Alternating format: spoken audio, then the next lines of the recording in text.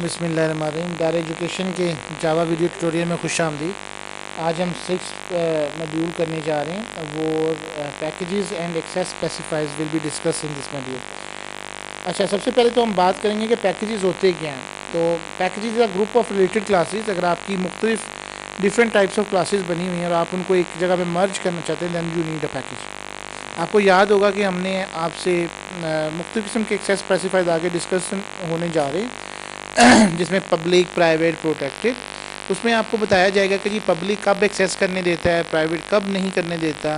तो इसी में एक प्रोटेक्टेड का भी है। तो विद इन पैकेज का एक लफ्ज़ आएगा कि आप पैकेज के अंदर रहते हुए किसी चीज़ को एक्सेस कर सकते हैं।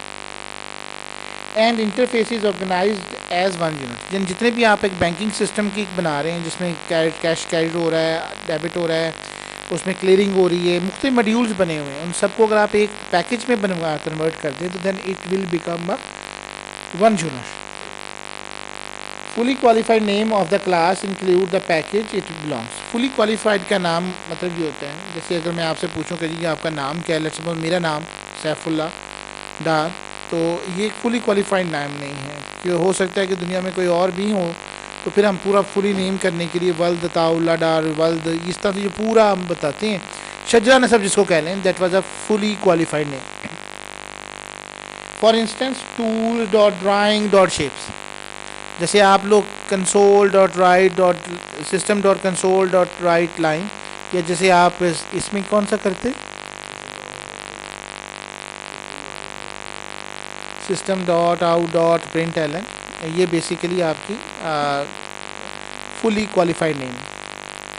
Features of Java package are as follow. A package can be have sub packages. एक पैकेज के अंदर सब पैकेजेस हो सकते हैं।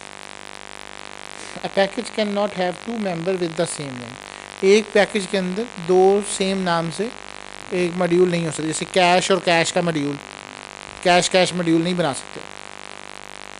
If a class or interface is bundled inside a package, it must be referenced using its fully qualified name, which is the name of the Java class including its package name. अगर आपने किसी एक interface तक पहुंचना है तो आप पूरा पाथ देंगे, तब आप उसको एक्सेस करें। If multiple classes and interfaces are defined in a single Java source file within a package, then only one of them can be public. अगर आपने डिफरेंट मल्टीपल क्लासेस की हैं और डिफाइंड एक सिंगल जावा सोर्स फाइल के अंदर, तो उनमें से सिर्फ एक जो होगी वो पब्लिक होगी, यानी जिसका आपने बाहर से एक्सेस करना। Package names are written in lower case. जब भी आपने पैकेज नेम लिख रहे हैं तो उसको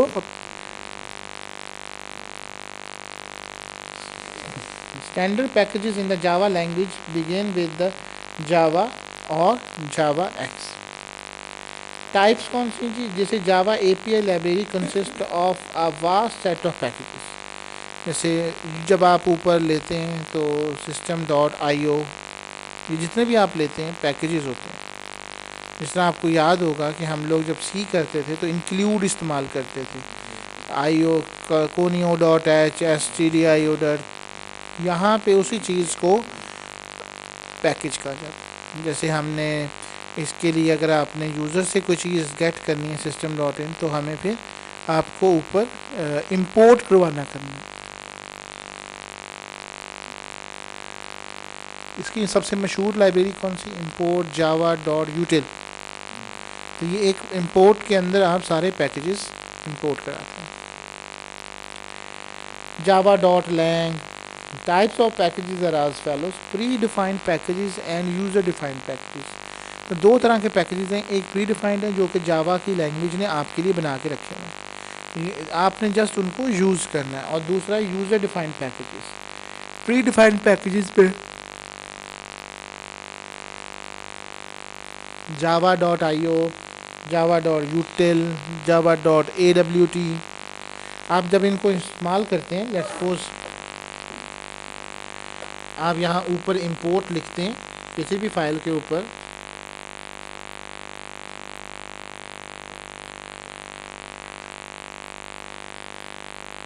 तो आपने निशानी देख ली कि एक सीरीज़ है, जैसे Java dot applet, Java dot AWT, colour, Java AWT।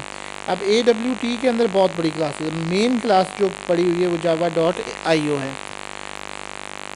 अच्छा, अब कुछ लोग क्या करते हैं कि आप जावा डॉट यूटिल करनी है, हालांकि सिर्फ एक उसमें से आपने यूज़ करना है, लेकिन आप उसका पूरा पैकेज ले लेते हैं। तो याद रखें, जितना बड़ा पैकेज लेंगे आपकी फ़ाइल उतनी बड़ी हैवी अमाउंट में बनेगी जब वो कंपाइल होगी। इसलिए बहुत ध्यान से आपको पैकेजेस जो हैं वो गेट करने चाहिए। Consider a cabinet dryer handling a set of related files and folders if all files and folders were lumped together in a location. वो एक एग्जांपल दे रहा है कि अगर आपके पास एक कंपनी है और उसके पास मुख्तलिफ फाइल्स एंड फोल्डर बनाए, अगर वो सबको इकट्ठा कर देगा तो वो कितना डिफ़िकल्ट हो जाएगा उनको फाइंड आउट करना। अनऑर्गेनाइज मैस, कुछ चीज़ ढूंढनी पड़ गई, मुसीबत पड़ गई, तो आप इससे बेहतर है कि cost waste of time and searching for the particular file. तो कंप्यूटर के लिए भी इसी तरह से फाइल्स की ज़रूरत है। दूसरी आती हैं जी फॉर्म्स, वो आती है जी user defined packages, allow user to import the classes from user defined packages. Import statement, import form dot imply form dot underscore. Step 1, select the name of the package, write a decided name of the package. Package name should be written in lowercase, जो भी आपके पास। Create a folder with the same name as the package, जिस नाम से आपने package बनाना है उसी नाम से आप फोल्डर बनाएं।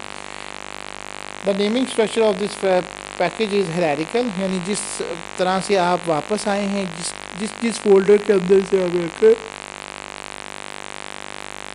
containing classes and interfaces should be placed under a folder of the same name as the package. Step 3, place the source file in the folder created for the package। और जो source file आपने बनानी है वो जो आपने जिस नाम से पैकेज बनाया है उसका एक फोल्डर बनाया है उसी नाम से उसमें आप रखें। And the package statement as first in all the sources files under that package, और उसके अंदर ही वो तमाम से बनेगी। जो पहली स्टेटमेंट होगी वो आपकी हमेशा पैकेज के अंदर आएगी। लेट्स सपोज अगर हम यहाँ पे बनाते हैं, मैं एक पैकेज बनाने जा रहा हूँ न्यू, और ये पैकेज, तो आप देखें कि एक सोर्स फोल्डर आपसे पूछ रहा है। इन नेम इसका फॉर एग्जांपल एप्टिक्स के नाम से रख देते हैं, तो वो एक आपकी फ़ाइल बनाएगा फिनिश। तो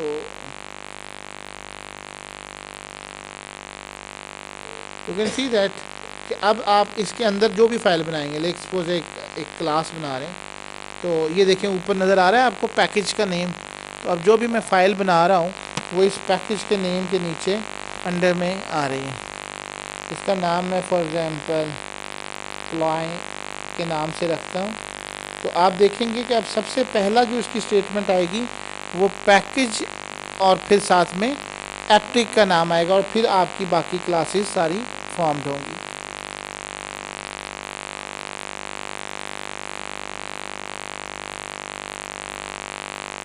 आपने देखा कि वो तो हमने बिल्ट इन किया, लेकिन अगर आपने खुद अपने हाथ से करना है तो सफर आपने पैकेज लिखना है और जिसका पैकेज का आपने हिस्सा बनाना है उसका नाम आपने देना चाहिए।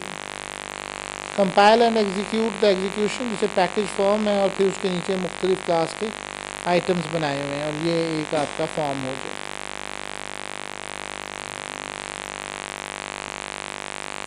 अब आते हैं जी स्टैटिक इंपोर्ट्स।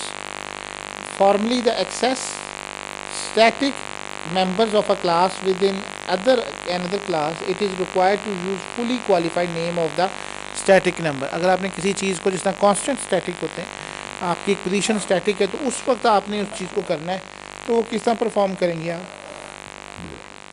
आप उसको फुली क्वालिफाइड नेम दें। This can however a relatively cumbersome when some static members are used in a single statement.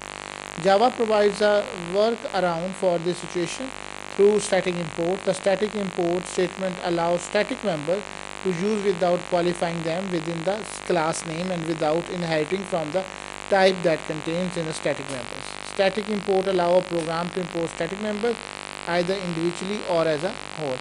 तो ये है कि अगर आपने एक static members को इन्फॉर्म किया हो तो वो बाकायदा आप एज अ होल या आप उसका कुछ इंडिविजुअली भी उसको उठा सकते हैं। If a class machine belongs to the package mnc.factory has a static member bottle size which needs to be used in the class gadgets, then a static import statement for it to be written.